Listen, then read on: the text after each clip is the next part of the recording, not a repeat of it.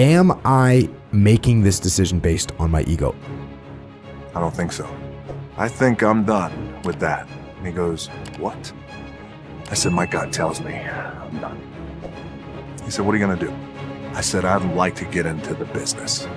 He said, what business? I said, the wrestling business. He said, you are throwing it all away. It is the worst mistake you will ever make. He said, you're ruining your career. I said, maybe I'll be no good. But I feel like in my heart I have to do this. When I was a kid, I was wondering kind of what's the meaning of life? Why are we here? What's it all about? I came to the conclusion that what really matters is trying to understand the right questions to ask. You know, life can't just be about solving problems. Otherwise, what's the point? There's got to be things that people find inspiring and make life worth living. We're a multi-planet species, and the scope and scale of consciousness is expanded across many civilizations and many planets and many star systems. This is a great future. This is a wonderful thing to me, and that's what we should strive for. If you go to the gym and you work out and you come back and you look in the mirror, you will see nothing. And if you go to the gym the next day and you come back and you look in the mirror, you will see nothing. So clearly there's no results, can't be measured, it must not be effective. So we quit. Or if you fundamentally believe that this is the right course of action and you stick with it, you commit yourself to an act of service. You commit yourself to the regime, the exercise. You can screw it up. You can eat chocolate cake one day, you can skip a day or two. But if you stick with it consistently, I'm not exactly sure what day, but I know you'll start getting into shape. Going to the gym for 9 hours does not get you into shape. Working out every day for 20 minutes gets you into shape. It's not about the events. It's not about intensity. It's about consistency. It's unbelievable how little genuine encouragement many people need and how they had none. No one ever said to them and meant it. It's not okay for you to be a weak loser. It's not okay. And the reason it's not okay is because you could be way more than that.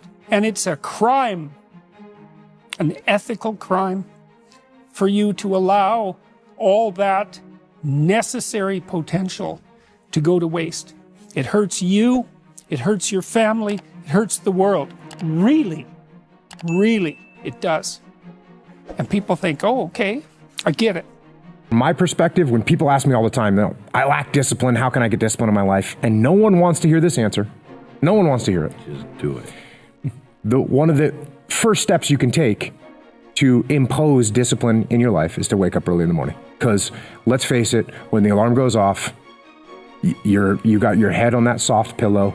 It's all nice and cozy and warm in there. You do not feel like getting up. You should not. That snooze alarm is... That's insane. I call that snooze alarm the dream killer. Like when you press that snooze button, you're killing your dreams. No, where people get worried and people freak out is sleep is healthy. Sleep is good for you. I know that. I get it. And people say, you're telling people not to sleep. No, I'm not telling people not to sleep. You do 6 hours every night, 10 o'clock. Yeah, I usually go to bed around 10:30, 11, and I wake up at 4:30. So I get 5.5 to 6 hours almost every night, you know? And sometimes I tell people, I think sleeping is good. I do it almost every single day. That they have to expose themselves to something that will give them a different vision of themselves. And in addition to that, they have to put themselves in a community of what I call OQP, only quality people.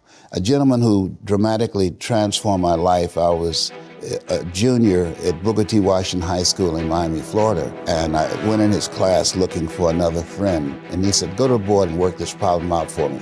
I said, sir, I can't do that. He said, why not? I said, I'm not one of your students. He said, do it anyhow. And the other kids started laughing, saying, he's Leslie, he's DT. And he said, what's DT?